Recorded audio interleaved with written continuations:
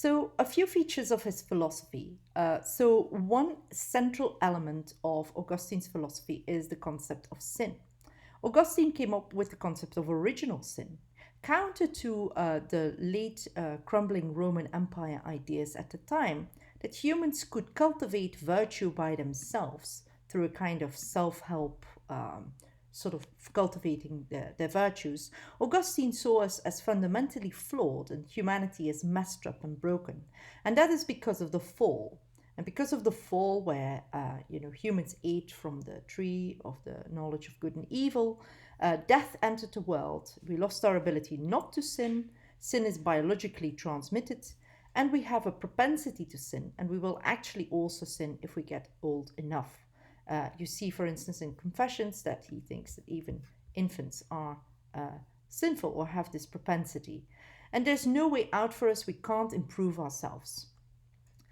But where does sin come from? This is an interesting question because Augustine wanted to avoid the Manichaeism that he adhered to for a while. In Manichaeism, it's very easy. What is sin? Well, it comes from the God of dark, the God of the bad things, and the God of the good things gives us then virtue and grace and so on. He rejected the idea that it's the devil who deceived us, which you see in some other early patristic writers, such as Irenaeus. Rather, he thinks that ultimately the origin of sin is our own pride. It's the absence of doing good. It's rebellion against God. So that ties into Augustine's more general idea that bad is just the absence of good. And the only solution to this, because we are so fundamentally messed up because of original sin, is God's grace, and we are utterly dependent on God.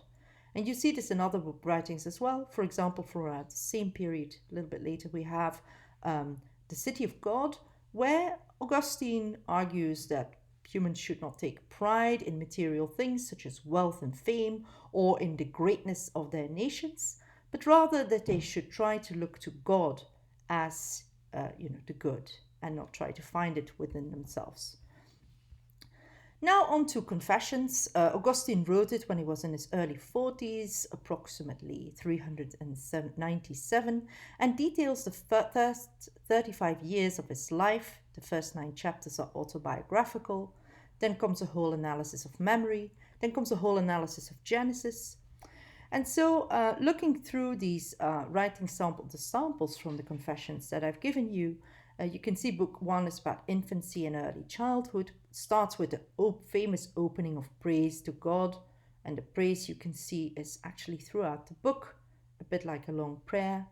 Book 2 then deals with his adolescence, and here comes a famous part of Augustine's writing, namely how he robs a pear tree. And this exasperated Nietzsche, like, come on, Augustine, what is so bad about with a bunch of teenagers going to somebody else's orchard and robbing a pear tree? So Augustine analyzes there, how did he fall into sin? Why did he do this bad thing? And here is something that you could potentially do for the asynchronous exercise, comparing how Baldwin sees that he might fall into sin. And Baldwin was worried about this because he saw people in his neighborhood fall into alcoholism and being incarcerated and falling into crime. So Baldwin sees this as a lack of choice and lack of opportunity. Augustine sees it as the appeal of the sin itself. So he says, like, when he goes through a whole bunch of reasons about why he might have done this, he ultimately says that it was the sin itself. Then book 3 is about his early adulthood and his studies in Carthage. And in book 4, we see how he becomes a teacher of rhetoric and takes a mistress. There's a beautiful fragment on grief that he experiences at the loss of a close friend. Then he goes away from Tagaste. In book 5, you see him teaching at Carthage. He's a Manichae, but he has doubts, and those doubts keep on lingering, and he hopes the doubts will be laid to rest when he meets this great rhetorician, Faustus, who is a great preacher for the Manichaean faith. But unfortunately, it doesn't quite go as planned, and in fact, he now feels even more doubts after seeing a disappointing performance by Faustus. And here's another possible topic that you could write about. So just stick to one topic.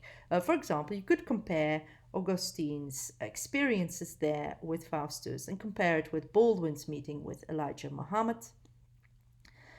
Then in book 5, you see him comparing Manichaean and Catholic teachings and thinking, well, this is not, it's not quite, Manichaeism is not quite what it is cracked up to be, and the arguments that Manichaeans give for their faith don't really hold up to scrutiny in his view.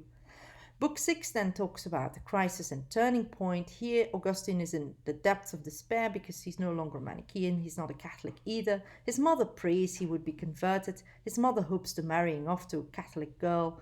His mother sends away his long term mistress and his son away from him, which is rather terrible. But it's interesting to see here you have this crisis of faith that Augustine describes, and you could likewise look at how Baldwin describes certain tensions that he feels in accepting the Christianity of his childhood, or rather turning away should he go to Islam. So these are things that you could write about. In Book 7, we see how Augustine accepts Christianity, but more intellectually through Neoplatonism, which has a huge influence in his work. In Book 8, we see how he wavers, has spiritual crisis, and but then he gets finally converted because he hears some children's voices saying, "Take and read," and he wonders, I have never heard a game where people say take and read. And so he thinks this must be some sign from God, and then he takes up the Bible and he reads.